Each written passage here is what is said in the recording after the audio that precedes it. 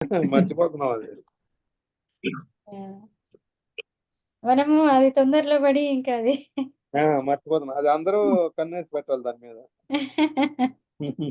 Okay. So ఇప్పుడు మనం ఏం చేస్తున్నాము? ధ్మా ధాతువు. ఇది ఎందులో ఉంది? ద్వాదిగణంలో ఉంది. అవునా? అదేంటి మళ్ళీ ఉమ్, ఇంకేంటి పరస్మై పదము. అవునా? ధ్మా అనే ఉమ్, ధాతువు. ఇది ఉమ్, పరస్మై పదము. ఉమ్, అవునా? ఆ తర్వాత ఉమ్, ద్వాదిగణంలో ఉంది. ఉమ్. తర్వాత ఇంకా లకారం. లిట్లకారం అండి. లిట్ లకారము. తర్వాత ప్రథమ పురుష ఆత్మనేపది పరస్మైపది అది. పరస్మైపద ప్రథమ పురుష ఏకవచనం. అవునా? ఏకవచనం. అది పరస్మైపదం అండి. అర్థం చెప్పాలి.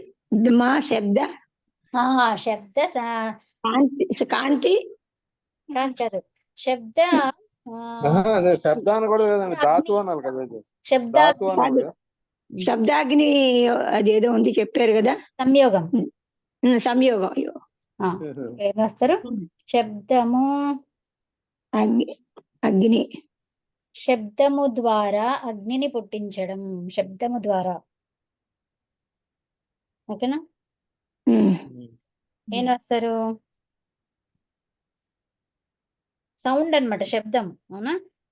శబ్దాగ్ని శబ్ద ఇక్కడ అగ్ని అంటే అగ్ని అని కాదు ఇక్కడ అర్థం. అగ్ని అంటే అగ్ని అని కాదు. తెలుసు. వాళ్ళు ఎదుటి వాళ్ళ గుండెలు అవిసేలాగా అరుస్తారంట.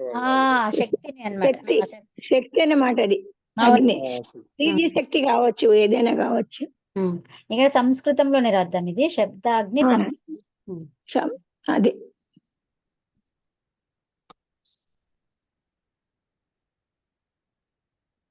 ఎందుకో గ్లిచ్ వస్తుంది ఇక్కడ.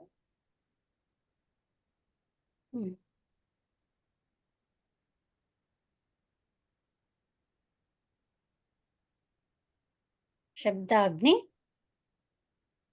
ఇది ఎక్కువగా బీపీ ఉన్న వాళ్ళకి వస్తుందండి. ఇది ఏంటది? బీపీ ఎక్కువ ఉంటుంది చూసారా, వాళ్ళకి శబ్దాగ్ని ఎక్కువ ఉంటది. అట్లా అంటున్నారా? గట్టిగా అరుస్తుంటారు. వాక్కు బయటకు రావాలంటే ఒక పవర్ కావాలి కదండి, అదేమో అనుకుంటున్నాను. అవును. అంటే శబ్దము అంటే శబ్ద గుణకం ఆకాశం, దాని గుణము శబ్దానికి. అది అది అట్లా తీసుకోవాలి మనం. శబ్దము అంటే సౌండ్ అనగా దాని యొక్క ఇది శబ్ద గుణకము. దాని యొక్క గుణం ఏంటంటే ఆకాశం, సౌండ్. ఇది అది దానిది తరంగాలు అన్నమాట. శబ్ద తరంగాలంటే శూన్యం. ఒక్కసారి మనం అది స్పృశిస్తే చాలు తరంగాలు. దీనికి ఉదాహరణ ఏంటంటే, మనం నీళ్ళలో మునిగి ఎంత గట్టిగా అరిసినా కూడా బయటకు కొద్దిగా సౌండ్ కూడా రాదు. శంఖము లేదంటే డక్కా మీద ఒక పెద్ద డక్కా మీద ఒక దాంతో కొడితే మనకి శబ్దం వస్తుంది. లేదా కంచు గంట మీద ఒక చిన్న శబ్దం చేస్తే అని వస్తుంది అనమాట. తరంగాలు. ఆ తరంగాలు శూన్యానికి దాని నుంచి ఉత్పత్తి అవుతాయి. దాని యొక్క శక్తి. ఇక్కడ అగ్ని అంటే శక్తి అన్నమాట. శబ్ద తరంగాల ద్వారా, శబ్దము ద్వారా ఉత్పత్తి అయినటువంటి శక్తి అది అగ్ని అంటే. ఊదడం ద్వారా శబ్దాన్ని అదేంటి పుట్టించడం. శబ్దాన్ని పుట్టించడం. అది ఊదడం ద్వారా శబ్దాన్ని పుట్టించడం. అది లేదు అని అంటే ఒకదాన్ని ఒకటి సంయోగం. అంటే పెద్ద డక్కా ఉంది, జెమిని వాళ్ళ సినిమాకి డక్కాలు కొడతారు చూడండి ఇద్దరు. అట్లా ఒక దాన్ని ఇంకొకటి కంచు గంట. ఆ గంట మీద ఒక దాంతో రాయితో కొడితే శబ్ద తరంగాలు వస్తాయి.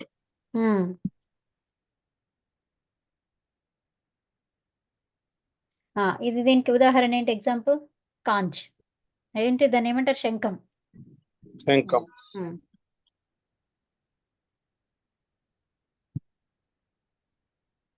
ఉదాహరణ ఏంటి? శంఖం. ఓకేనా? సో ఇప్పుడు మనకి ఇది చూస్తున్నాం, దీని అర్థం తెలుసుకున్నాము. ఆ ధాతువు గురించి. శంఖం కాదండి దానికి ఉదాహరణ, శంఖారావం. దాంట్లోంచి వచ్చినటువంటి సౌండ్ అన్నమాట. శంఖాన్ని ఊదడం. శంఖంని ఊదడం శంఖారావం అంటారు. శంఖారావమా? దాంట్లోంచి వచ్చిన సౌండ్ అది. అవును అవును, శంఖారావం. ఓకేనా? అవునండి.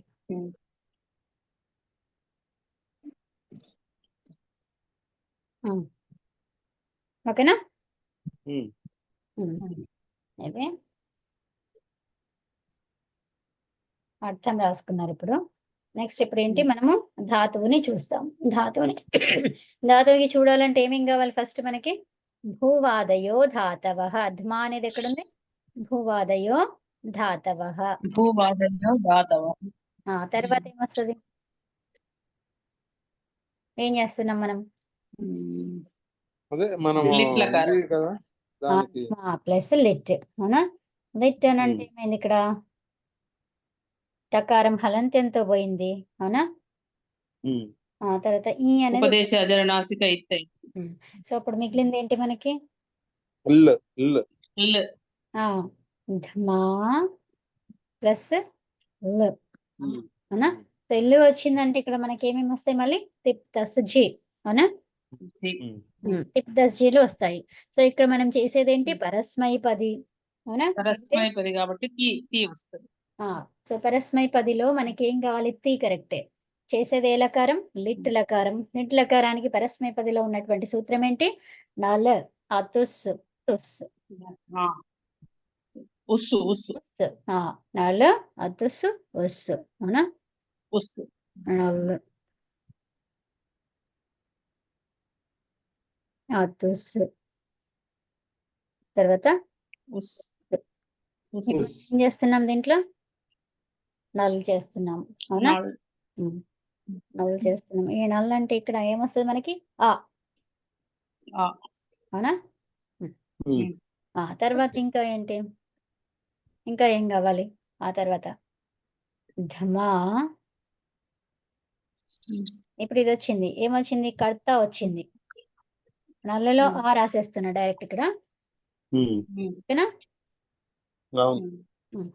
తర్వాత ఈ కర్త వచ్చిన తర్వాత ఏం చేస్తాం మనం? షెప్ లాంటిది తీసుకుంటాం. ఆ షెప్ లాంటిది ఇక్కడ లిట్లకారంలో ఏంటి? ద్విత్వము. అవునా? ద్విత్వం ఇక్కడ ఈ సూత్రం రాయాలి కదండి. ఏంటది? ఈ నల్లు అతుస్ ఉస్ అనేది ఒక సూత్రం ద్వారా కదా వస్తాయి మనకి.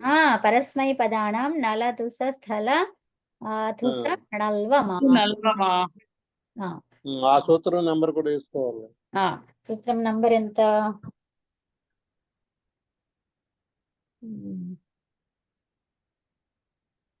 గుర్తొస్తుందా? చెప్తాను.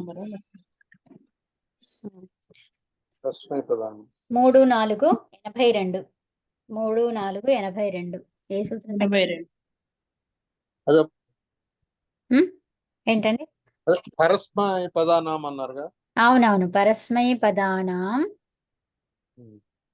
4-82. నళ స్థల స్థల థూస థూ థూ ఇక్కడ రాయనా? పరస్మై పదానాం నళ తుసు స్థల తుస స్థల థూస థూ థూస నల్వమా నల్వమాహ. ఓకేనా?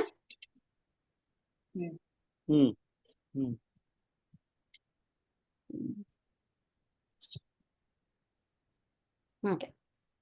ఆ సూత్ర సంఖ్య ఎంత? 3-4-82. ఓకేనా? 3-4-8-4 అంటే 3-4-82.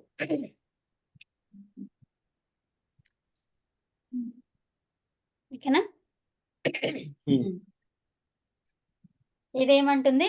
పరస్మై పదములో ప్రత్యయాలు. దీనికి ఈ లిట్ లకారంలో ప్రత్యయాలు ఏమంటుంది? నల్ అతుస్. ఓకే. తర్వాత ఉస్. తర్వాత థల్. అవునా?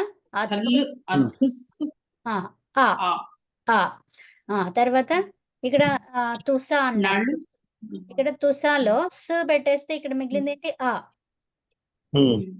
అందుకనే నల్ అతుస్ ఇదేంటి హల్ అవునా, హల్, అధుస్, తర్వాత ఆ.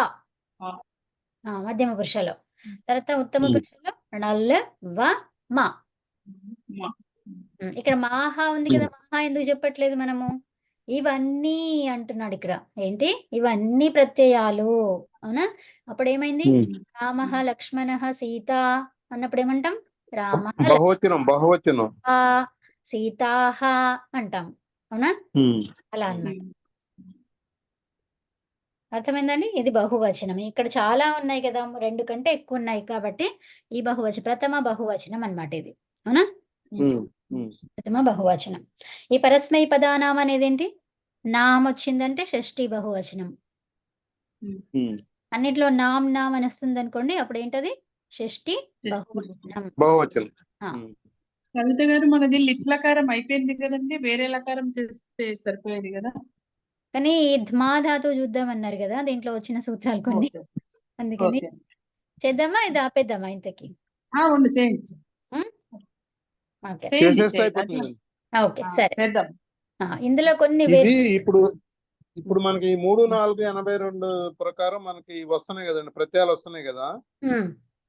ఈ ఒక్క లిట్ దానికైనా ఇవి ఇంకా వేరే లకారాలకు లేదు, జస్ట్ ఒక్క లిట్కే మనకి పరస్మై పదానాం ఇది లిటి అనే వస్తుంది అనమాట. లిటి అనువృత్తి ఏంటి? లిటి. కాబట్టి దీన్ని ఒక్కదానికే లిట్ లకారం ఒక్కదానికే. సో లిటహ అన్నమాట, లిటహ. ఇప్పుడు మనం ఒకటి చూస్తున్నాం చూడండి, మీరు లిట్ అన్నాము, ధ్మా ధాతువు తీసుకున్నాం మనం, మన ఏ లకారంతో చేస్తున్నాం, ఏ విధంగా ఎందులో చేస్తున్నాం, వర్తమానంలో చేస్తున్నామా, ఏం చేస్తున్నాం అనేది మనకు ఈ లకారంతో ఉన్నటువంటి చెప్తుంది, అవునా? లిట్ అన్నాం. లిట్ అంటే టకారం ఎత్తైనటువంటిది. మరి ఈ టకారం ఎత్తైనటువంటిది ఎక్కడ రావాలి? ఆద్యంతం ప్రత్యయానికి ముందు రావాలి, ప్రత్యయానికి ముందు రావాలి. కానీ మరి ఇక్కడ మనకి తర్వాత వచ్చింది. ఇక్కడ తర్వాత మా తర్వాత రాస్తున్నాం కదా. అంటే ఇక్కడ మీకు డౌట్ రావాలి అని అనుకున్నా. అంటే ధాతువుకు చేస్తున్నామా అండి? ధాతువుకి చేస్తున్నామా ఇది? అంతే కదా, ధాతువుతోనే వచ్చింది కదా ప్రత్యయం ఇది. ఇంతకు ముందేమో ప్రత్యయానికి చేసినాం అప్పుడు. ధాతువుకి కూడా చేసాము. ఏంటది? అట్టొచ్చింది కదా లింగ్ లకారంలో, లింగ్ లంగుల్ రంగులో ఏం చేసాము? అక్కడ ఏమొచ్చింది? అది టకారం ఎత్తైనటువంటి ధాతువుకి చేసాం కదా, ముందు వచ్చింది కదా అప్పుడు. మరి అవునవును, అది కరెక్ట్. అంటే ధాతువుకి చేసాము, ప్రత్యయానికి కూడా చేసాము కదా. సో మరి ఇప్పుడు లేనప్పుడు టకారం ఎత్తైనటువంటిదే కదా, మరి ధాతువుకి పూర్వం ఎందుకు లేదు? అంటే ప్రత్యయానికి చేస్తే ప్రత్యయానికి పూర్వం ఉంటది. అవును, ఇప్పుడు లిట్ దేనితో వచ్చింది? ఇక్కడ ప్రత్యయమే లేదు, ఏమీ లేదు. అవును, దేనికి చేసాం? ధాతువుకే కదా వచ్చింది లిట్ అనేది, అవునా? అవును. మరి ఎందుకు తర్వాత రాసుకున్నాము? లిటి ధాతు.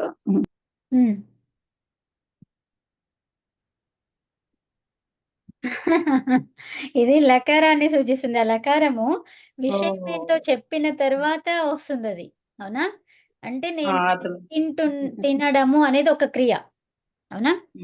ఒక క్రియని నువ్వు ఎప్పుడు క్రియ ఫస్ట్ తీసుకున్నాకనే అది ఏ టైంలో చేస్తున్నావు అని చెప్తున్నావు.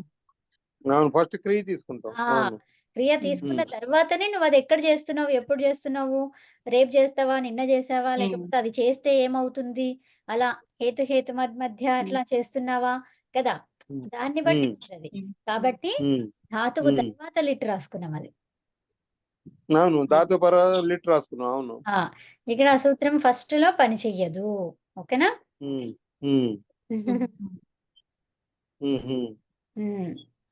అంతే కదా. ఇప్పుడు మనకు బాగా తెలుసుకున్న తర్వాత డౌట్లు వస్తాయి ఇవన్నీ.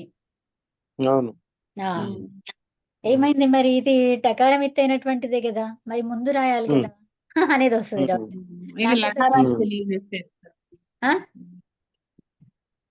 ఏమన్నా ఇప్పుడు దీనికి ఆన్సర్ ఏంటండి? ఆన్సర్ ఏంటి? ఎందుకు ఇట్లా చెప్పండి?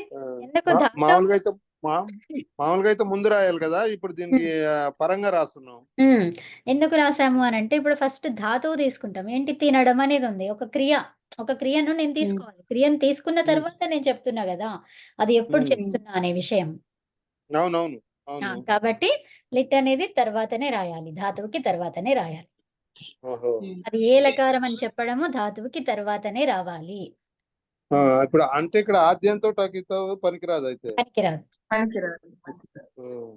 దానికి అపవాదం ఇది. అపవాదం. అపవాదం లాగా. యాహ్! ఓకేనా? అలాగండి. సో ఇప్పుడు ధ్మా వచ్చింది. తర్వాత ఈ నల్ల నుంచి వచ్చింది. అవునా? ఆ తర్వాత మనకి ఇంకా ఏం కావాలి? ధాతువుని ద్విత్వం చేసుకోవడం కావాలి. ద్విత్వం ఎప్పుడు చేస్తాము? లిటి ధాతోర్ ధ్మా ప్లస్ ధ్మా ఇది ఏం చెప్పిందంటే లిటి ధాతోరనభ్యాసస్య. అంటే ద్విత్వము లేని దానికి ద్విత్వం చేసుకోమని చెప్పింది. అవునా? ఎందుకు ఇది వాదిగణంలో ద్విత్వం ఎందుకు చేస్తాం? చెయ్యం. వాదిగణంలో ద్విత్వం చేసుకోము కాబట్టి. వాదిగణంలో ద్విత్వం లేదు, కానీ లిట్లకారంలో ద్విత్వం చేస్తున్నాము. అవునా? ఇది గణానికి సంబంధించింది కదా, ఇది వాదిగణము అంటున్నాం. ఆ గణములో ద్విత్వం ఎక్కడుంది? లేదు. గుణం అవుతుంది అనేదే ఉంది. కాబట్టి ఇక్కడ లేని దానికి చేస్తున్నాం కాబట్టి దానికి లిట్లకారంలో ఏమన్నాము? దీనికి అనభ్యాసస్య అన్నాం. ఆ తర్వాత ఏంటి? ధ్మా మీకు కనిపించింది ఎందులో ఏంటి? హలాది శేషః. అవునా? హలాది శేషఃలో ఏమైంది? ధా వచ్చింది. ఎందుకు ధా వచ్చింది? ఎందుకు ధా వచ్చింది అక్కడ? మొదటి అంటే అచ్చుతో కూడిన హల్లుని తీసుకోమన్నారు కదండి. కాబట్టి మొదటి హల్లేంటి? వ్యంజన అక్షరం మొదటిది ఏంటిది? ధ. తర్వాత దీంట్లో ఉన్నటువంటి అచ్చు ఏంటి? అది ఎక్కడైనా ఉండని ఒకటే అచ్చు ఉంటది కదా, అప్పుడు 2 అచ్చులు ఉంటే ఏం చేద్దాం మళ్ళీ అంటే చివరిగా ఉన్న అచ్చు తీసుకోవాలి. చివరి అచ్చు తీసుకోవాలా? లేదంటే ఇప్పుడు మా కాకుండా మీ ఉందనుకోండి, అప్పుడు ది తీసుకోవాలా? అంతే కదా. ము ఉంటే ఊ తీసుకోవాలి. అలాగా ఏది ఉంటే అది తీసుకోవాలి. ఏది ఉంటే అదనమాట.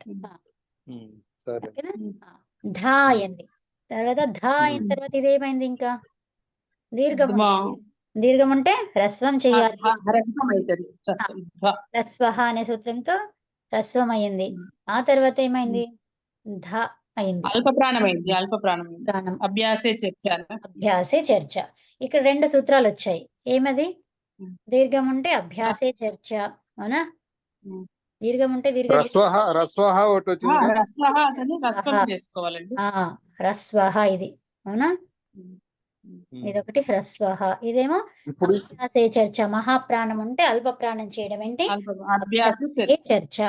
ఓకేనా? ఇప్పుడు ఇక్కడ 3 సూత్రాలు కంపల్సరీ వస్తాయి. అలాది శేషః, హ్రస్వః, అభ్యాసే 4 వస్తాయండి. 4 వస్తాయి. లిటి ధాతోర్ అనభ్యాసస్య. అది వచ్చినాక కదా మనం ఇది రాసుకుంటాము. అది వచ్చినాక అభ్యాసంలో వచ్చేవి వరుసగా 4 సూత్రాలు వస్తాయి.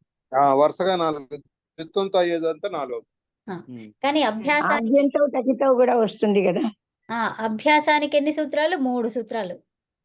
3 సూత్రాలు. అభ్యాసానికి 3 సూత్రాలు. ఓకేనా? అభ్యాసానికి 3 సూత్రాలు. ఒకటేమో హలాది శేషః, ఇంకోటేమో హ్రస్వః, ఇంకోటి అభ్యాసే చర్చ. ఓకేనా? ఇంకొక సెట్ వచ్చింది కదండి మనకు 3 సూత్రాలు. లోప సంజ్ఞ వచ్చిందంటే కదా ఏంటంటే లోపః, తస్య లోపః. చుట్టూ లోప సూత్రమే కదండి. కదా. ఇప్పుడు హలంత్యం వచ్చింది. హలంత్యం వచ్చిందంటే ఏమేమి? హలంత్యం అంటే ఏంటి? తస్య లోపః అంటే అదర్శనం లోపః. ఈ 3 సూత్రాలు. ఓకేనా? ఇంకొక సెట్ ఉందండి మనం నేర్చుకున్నాం. అది ఈ మధ్య పదాంతస్య జలి. చెప్పండి. నశ్చ పదాంతస్య జలి. అది చెప్పండి. ఏమైంది? నచ్చ పదాంత జలి ప్రకారం అక్కడ అనుస్వారం వస్తుంది.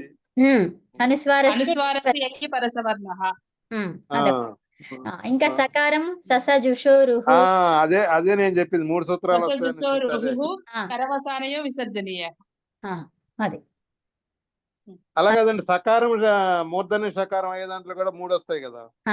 సకారం షకారంగా మారడానికి కూడా ఏమి ఇంకో వర్ణం రావాలి. అది కూడా ఇవన్నీ ఒకటి వస్తే ఇంకొకటి వెంటనే వచ్చేస్తుంది ఆదేశంగా వచ్చేసేస్తుంది. 3 అవి కంపెనీ 3 రాయాల్సిందే కంపల్సరీ. అవును. ఉపదేశ అజనునాసిక ఇత్తు హలంత్యం ఒకటి. అవును. అది. సరే అండి. అదే మళ్ళీ మాదిరి డైవర్ట్ లిటి దాతం అనభ్యాసశ్చ, తర్వాత ఏంటంటే హ్రస్వశ్చ అదొకటి. కొన్ని చోట్ల 3 వచ్చేస్తాయి. అవును. సరే ఇంకా వెళ్దాము. మనం ఇక్కడ ధ్మా ఉంది మన ధ్మా. ఈ ధ్మా అలాగే ఉంచేసి ఈ అకారం ఆ తర్వాత ఏంది అవర్ణము తరువాత, అవర్ణము తరువాత ఏముంది ఇక్కడ? అవర్ణం తర్వాత ఆ కాదు, ఇక్కడ ఏంటి ఆత్, అవర్ణం తర్వాత ఆ ఉంది, నల్ ఉంది. అవునా? అవర్ణం తర్వాత నల్ ఉంది. కాబట్టి ఏంటది? ఏం కావాలి? అవు కావాలి. అవు చెప్తున్నాను. అవు అవుతుంది. సో ఇప్పుడు ఈ రెండిట్లో ఏంటి? ఇక్కడ ఆకారం, ఇది అవర్ణం తర్వాత మళ్ళీ ఏముంది? వృద్ధి. వృద్ధి రాదేజ్. ఏచ్ వర్ణం ఉంది. అవునా? వృద్ధి రేచి. వృద్ధి తర్వాత ఏచ్ వర్ణం ఉంది. అవునా? కాబట్టి ఈ రెండు కలిపి ఏమైతుంది? పరములో ఉన్నటువంటి వృద్ధి అక్షరమే వస్తుంది, ఏకాదేశం అవుతుంది. అవునా? ఇక్కడ మనం తప్పకుండా ఇది చెప్పాలండి, పూర్వపరయో స్థానే ఏకాదేశో భవతి అనేది అనాల కంపల్సరీ. అది సూత్రం, అది అధికారం అది అవును. అధికారాన్ని మనం కట్ షాట్ చేయకూడదు. అవును కవిత గారు, ఈ మా ప్లస్ ఆ ఉంది, ఇక్కడ కింద అవు పెట్టారు. అవు అంటేనే సూత్రం, అది ఇది వచ్చేసిన తర్వాత అవ్వు అయిందని పెట్టారా? ఈ అవు రావడానికి ఒక సూత్రం ఉంది. ఏంటో చెప్పండి? ఆత ఔ నలహ. దాంతో మొదలు పెట్టాం కదా అంచేత అవు వచ్చేసింది. అది తర్వాత ఇప్పుడేంటి ఇక్కడ చెప్పండి? పూర్వములో పరములో ఉన్నటువంటివి రెండు కలిపి ఏకాదేశం అవుతుంది. పూర్వపరయో స్థానే ఏకాదేశో భవతి. సంహిత, ఇందాక ఇదే డౌట్ వచ్చింది, ఇప్పుడు క్లారిఫై అయిపోయింది. సంహితలో ఇక్కడ కవిత గారు పైన స్టెప్ లో ద్మా దీర్ఘం ఉండి హ్రస్వ ఆకారం ఉంది కదండి. దీర్ఘం తర్వాత హ్రస్వ ఆకారం ఉంది. అవును. ఏ సూత్ర ప్రకారం అవు అయింది అక్కడ? ఇందాక ఫస్ట్ చెప్పుకున్నాం అదే కదా. ఏంటది? దీర్ఘం తర్వాత కాదండి, ఆత అవు నలహ, దీర్ఘం తర్వాత హ్రస్వాకారం. అర్థమైంది. ఆకారాంత అంగానికి నల్ అనేది ఉంటే, నల్ అనేది అవు ఉంటుంది. నాకు ఇదే డౌట్ వచ్చింది, ఇక్కడ అవు ఎట్లా వచ్చింది అని ఇప్పుడు అర్థమైంది. ఇక్కడ ఏమి ఆకారాంత ధాతువు, ఆకారాంతం ఉంటే అవు వస్తుంది. అవు ఇప్పుడు వృద్ధి రేచి దాంతో వృద్ధి అవుతుంది. పూర్వానికి దమౌ అంతే. ఓకే, దద్మవ్ అయింది. ఓకేనా? అవునండి. బాగా ఓకే.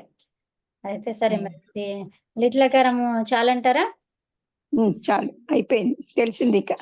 ఓకే, సరే. ఇప్పుడు ఏంటి, ఏం చేద్దాం? ఇప్పుడు లుట్టు చేద్దాం. లిట్ తర్వాత లుట్టు కదా. లకారము చూడండి, ఆ ఈ రీల్ రీ అలా వస్తున్నాయి కదా. లుట్ అంటే భవిష్యత్తు కాలం కదండి. అవును, లుట్ అద్యతన భవిష్యత్ కాలం. అద్యతన భవిష్యత్ కాలం. అద్యతననా అనద్యతననా? లుట్ పెద్దది, అనద్యతన. ఇది పెద్దది. లుట్ అనేది పెద్దది కదా, లుట్ కంటే పెద్దది. కాబట్టి పెద్దవాడు కూడా ముందుగా ఆలోచిస్తాడు. అంటే లిట్ అంటే అనద్యతనము, లుట్ అంటే అనద్యతన భవిష్యత్ కాలము, అంతేనా? కాదు కదా, లుట్ అంటేనే అనద్యతన, లుట్ అంటే అద్యతన. ఇక్కడ రాస్తాను, పైన రాస్తాను. లుట్ లకారము భ్వాదిగణము. ఇంకోటి ఏంటి, ఇది ఏం చేస్తున్నాం మనము? లుట్ లకారం భూధాతు చేద్దాం. ఓకేనా? భూధాతు చేద్దాం. భూధాతువుకి ఏమొస్తుంది ఇక్కడ మనకి? ఏమేమి రాయాలి ఇక్కడ నేను? భూ రాసి భూసత్తాయం.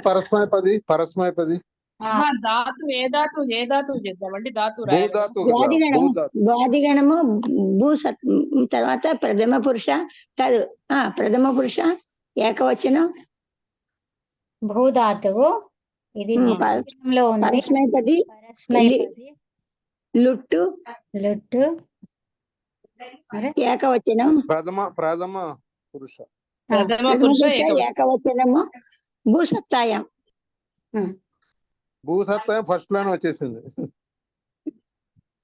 అది వచ్చింది మళ్ళీ అప్పుడు ప్రతిదానికి రాయాల్సిందే కదా మనకి. అర్థమా? రాశారుగా మొదట్లో భూవే పెట్టారు.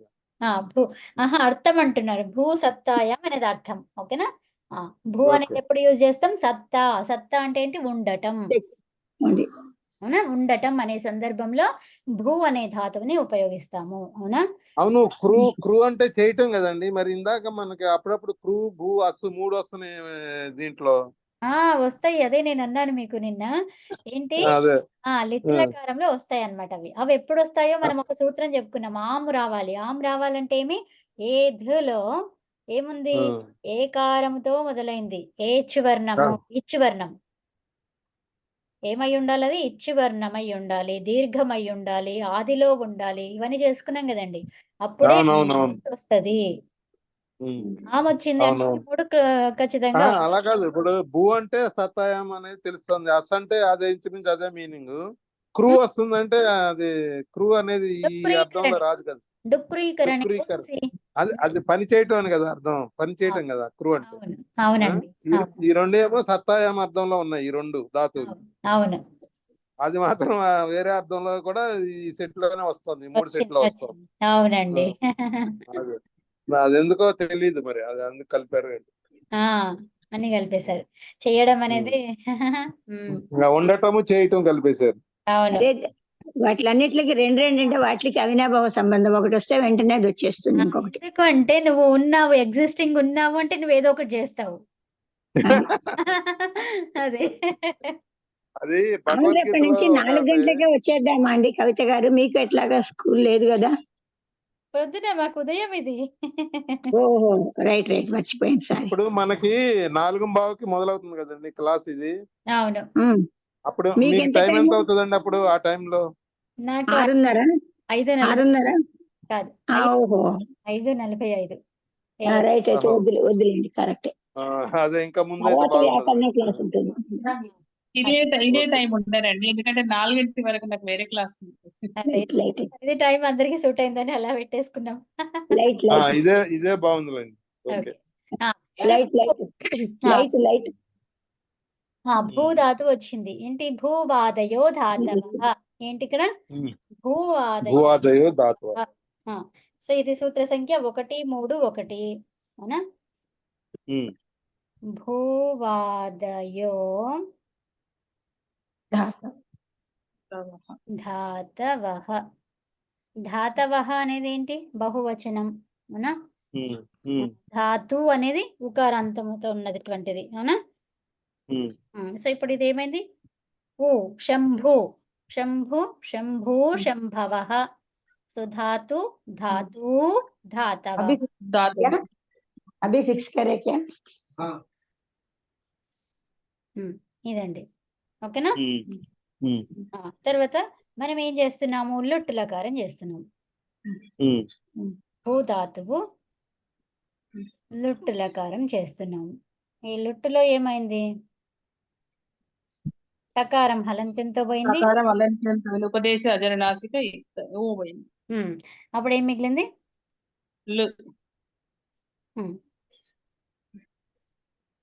ఇక్కడ కూడా ఏంటి? హలంత్యం అనగానే 3 సూత్రాలు గుర్తు రావాలి. ఏమేమవి? హలంత్యం, అదర్శనం లోపః. లోపం అంటే ఏంటి? అదర్శనం లోపః, కనిపించకుండా పోవటం. అర్థమైందా? తర్వాత ఇది ఉపదేశే అజనునాసిక ఇత్. ఇత్ వచ్చిందంటే మళ్ళీ అదేంటి? 3 ఈ 3 సూత్రాలు చెప్పండి. అదే సస్యలోపః అదర్శన లోపః కూడా కలుపుకోవాలి. అది తర్వాత ల్. అవునా? భూ ప్లస్ ల్. ఇప్పుడు లకారం వచ్చింది. లకారం వచ్చిన తర్వాత ఇదేంటి మనం లుట్ అన్నాము. లుట్ అనగానే ఏం రావాలి మనకి? అనద్యతనే లొట్టు. ఏంటి? అనద్యతనే. అనద్యతనే సో ఇప్పుడు అనద్యతనే లొట్టుకి ఏంటి మరి? అనద్యతన అంటున్నాం కరెక్టే. మరి ఎప్పుడు అనద్యతనము? అంటే అనద్యతం దేనికి? నిన్నటికా రేపటికా? అద్యకి. ఆహా కాదు, నిన్నటికి రేపటికి అంటే నిన్న అంటే భూతకాలం అయింది. అవునా? రేపటికి. భవిష్యత్. ఇక్కడ ఏం రాయాలి? అనద్యతనే భవిష్యతి. ఏం రావాలి? అనద్యతనే భవిష్యతి లుట్. అర్థమైందా? కానీ సూత్రంలో పాణిని వారి సూత్రంలో అనద్యత అనే లుట్ అనే ఉంది. అంతే ఉంటది. దానికి అనువృత్తి చూసుకోవాలి మనం. ఓకేనా? అనువృత్తి చూసుకోవాలి. అనువృత్తుల్లో ఇప్పుడు లుట్ లిట్ రెండు భవిష్యత్ కాలాలే కదండి? అవును, రెండు కూడా భవిష్యత్ కాలాలు. సో ఇప్పుడు లుట్ అంటే ఇక్కడ లుట్ అంటే ఇది రేపు కాకుండా ఆ పైన ఇంకెన్నాళ్ళైనా కూడా ఇది భవిష్యత్తు. అంతే, ఈ రోజు కాకుండా. ఈ రోజు కాకుండా అనద్యతన భవిష్యత్ కాలము లుట్టు. ఇక్కడ ఏం రాస్తారు? అనద్యతనే లుట్టు. ఇక్కడ రాయండి మధ్యలో. ఇక్కడ అనద్యతనే లుట్టు. జస్ట్ రాశాను నేను. ఓకేనా? అనద్యతనే లొట్టు. ఇది 3, 3, 15. ఇది తీసేద్దామా అసలు? ఓకే.